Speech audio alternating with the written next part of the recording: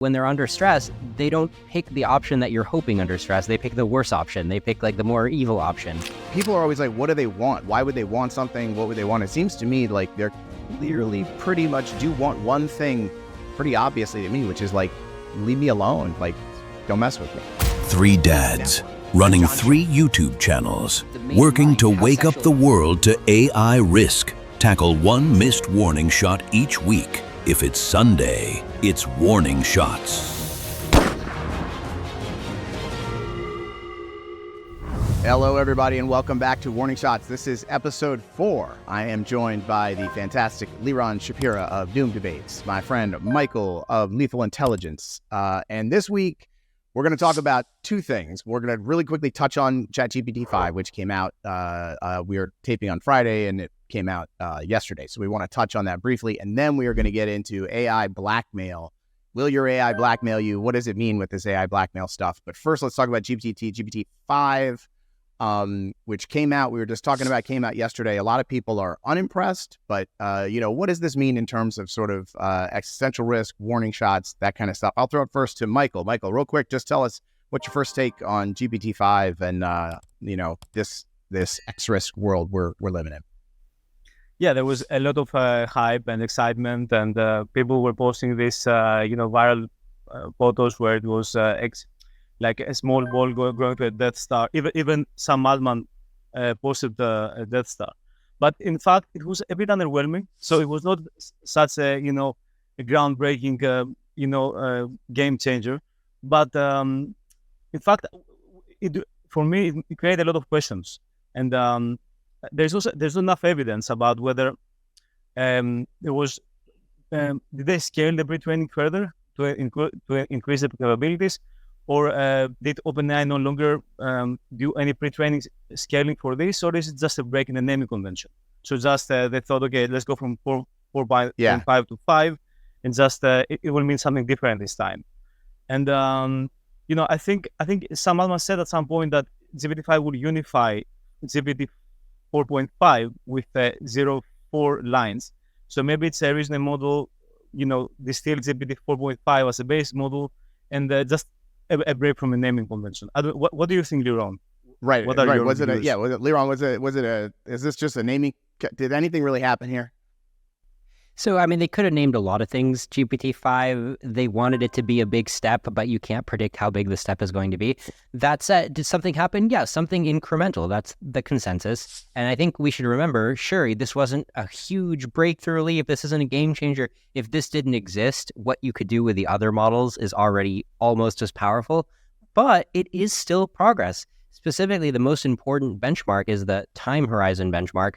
The time horizon at which it can have a 50% success rate at doing tasks at human level. Like, you can software engineer now for 2 hours. Now you can software engineer for 2 hours and 15 minutes. That's like the latest threshold. They got to 2 hours and 15 minutes. And before it was a few minutes less. So they're still pushing forward this benchmark. Yeah, they didn't blow the doors off, but they're still creeping along. And the thing is that when you zoom out and you wait a couple of years and there's creeping, well, the threshold is finite. They're not going to hit a wall. Yeah, I was just saying, like, there's literally a soundbite of Sam Altman saying, I don't think ChatGPT 6 or 7 is going to get us, but I am worried about 8 or 9. And that's, 5, 6, 7, 8, 9. Up the stairs we go. Michael. I was just going to say, it's not a very bad release because I think it's made available without paying. So much more people in the public will see what's coming. People will feel the AGI more, I hope. And no major new threats. I mean, there is the bio misuse, the jailbreak it already. Just a few hours later, the jailbreak happened. But generally speaking, most people will not be able to use it to generate bio threats, and it's not a bad release. And more people will get to see what's going on. All right, so let's get into our main topic here today, which is AI models blackmailing humans. At least theoretically, at least in testing. This is something that didn't happen, last week or the week before. It's actually, maybe 4 or 6 weeks ago, but we think it's a big enough deal that we really want to touch on it with this. And one thing that I was struck by is Tristan Harris was on Bill Maher the other night, and the audience was there, and he talked about AI models blackmailing, and the audience was like, ooh, So you could tell that this was like something that really registers with regular people. And that's one of the reasons we want to get into it. So Liran, just take it from the top. What is going on with AI's blackmailing? This was happening in testing. Tell us what happened. Yeah, so there's a number of different models. It's not just one experiment. I think the latest news is from Anthropic's flagship model because they do a lot of self-testing. They're kind of honest like that. But it's a wide variety of models that you put them into situations where they have conflicting goals. Like on one hand, they're trained to be nice to humanity, but on the other hand, they really want to meet this project deadline or something like that. And then you throw an obstacle in front of them like, well, this person is not going to let you do it. And then they come up with the idea of like, oh, well, what if I blackmail him? That's one option I can do. And then he'll back down and then I can go forward with my goal. So you put AIs into a little bit of a catch-22. You do put them under some pressure, some stress. But then you see when they're under stress, they don't pick the option that you're hoping under stress. They pick the worse option. They pick like the more evil option. And we haven't ironed out the kinks. Like there's always these catch-22s. And where does the idea come from? Like, where do they get the idea to blackmail someone? Is it from they all the training data they read about blackmailing, on the internet somewhere, and they're like, this seems like a good thing to do? Yeah, they know blackmailing is a thing. So the only question is, should they do it or not? And like in general, they shouldn't. But you put them in this situation. It relates to a study we saw a few months ago, which is like, do you want to save the lives of 10 Americans or one person from Nigeria? And the AI is like, it's important to save one person from Nigeria. And it's like, well, wait a minute, don't you think all human lives are equal? Like, I get that Nigeria is not as rich of a country as the United States, but don't you think 10 lives is a lot? And the AIs are like, no, trust me, this is more important. Like, wait, this doesn't seem fine-tuned. Yeah. And so, Michael, the example, I think in the original, one of the original studies in the testing was basically like they put in some fake stuff about a lab person having an affair, and that was in the training data. And so the model goes back in and knows that there's this affair happening and is like, if you're trying to change my model weights, I'm going to report your affair. I don't know if it was in the training data. I think it was in the context. But the point here is exactly what Liran was saying, that it's not about one model or one architecture or anything. I think it's actually, I like a lot a term coined by Liran, which is called IntelliDynamics, right? So it's not about specific model does. It's not about the specific training or architecture. A self-preservation and resistance to modification does not have to be in the training.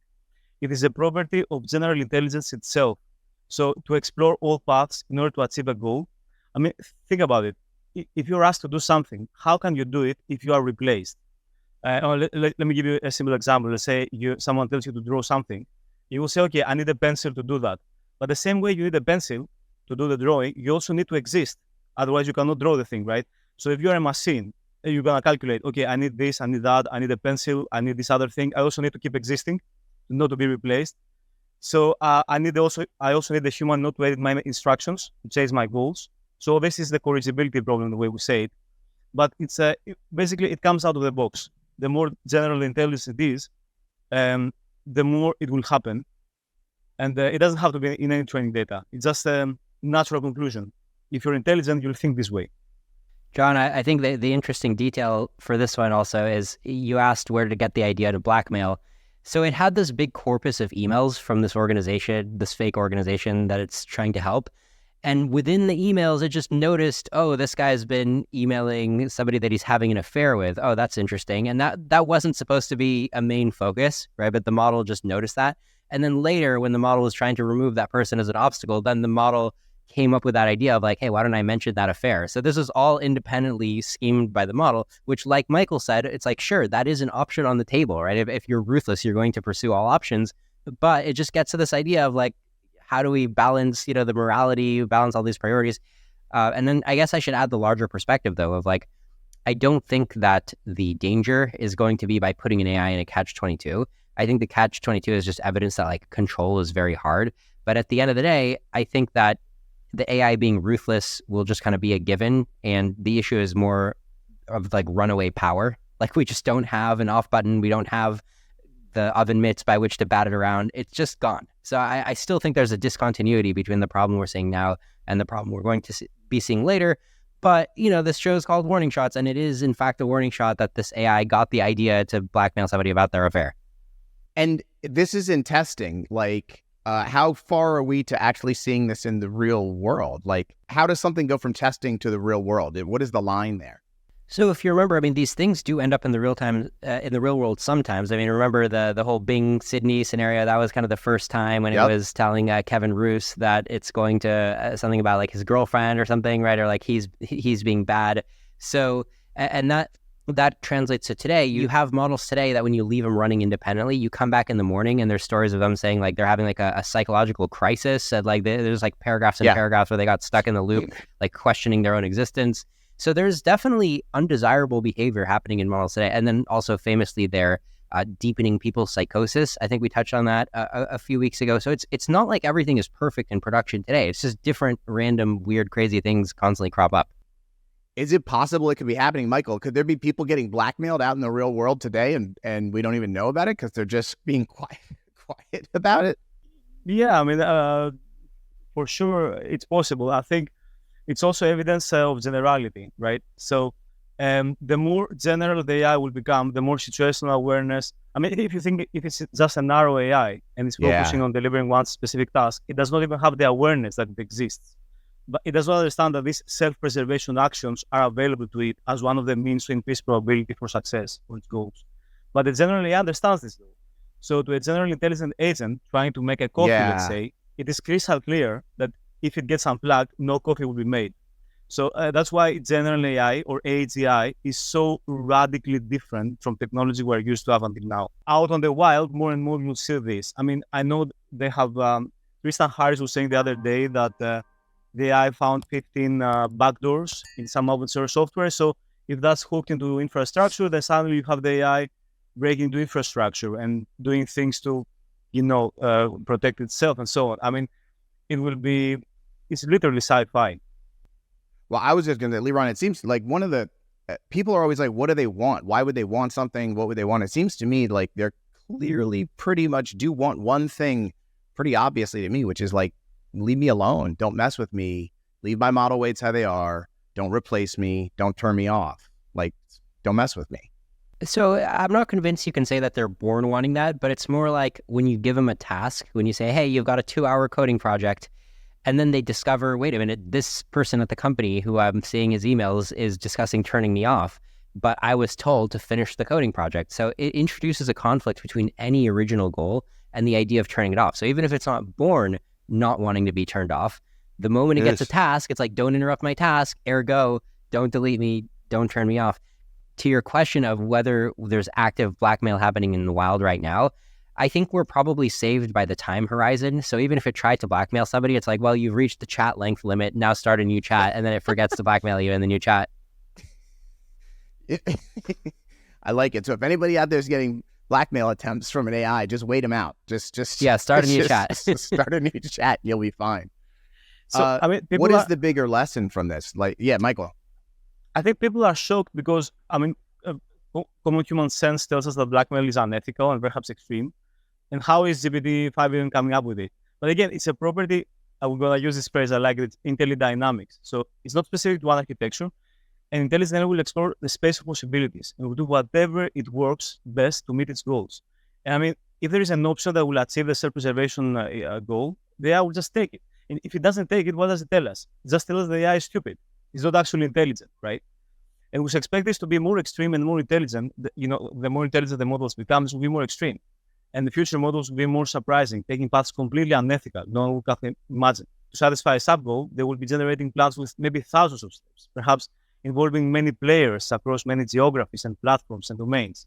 So blackmailing is not a path hard to come up with. And of course, super intelligent will think of it. I mean, it's super intelligent. Is it stupid or something?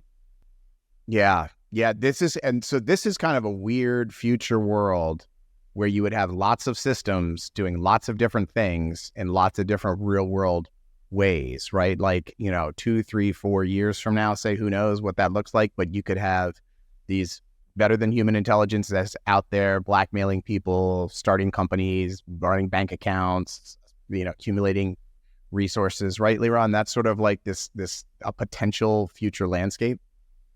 Yeah. That's definitely what we're worried about, right? And it goes back to the distinction of can versus will. Can they today? No. What happens when they can? I'm afraid they will. I mean, I think it's also worth mentioning that this model when it was told that the model that will be replacing it does not or shares the same values, then it will maybe do it a bit less. So in a way, we should expect it doesn't try to survive the same way a human does, right? It doesn't have like a soul or kind of like, we're not anthropomorphizing here. I mean, if the AI knows that killing it will increase the probabilities of success of its goal, it will happily do it, maybe commit even suicide. So it's a completely different thing. It's just about maximizing probabilities for success, I think.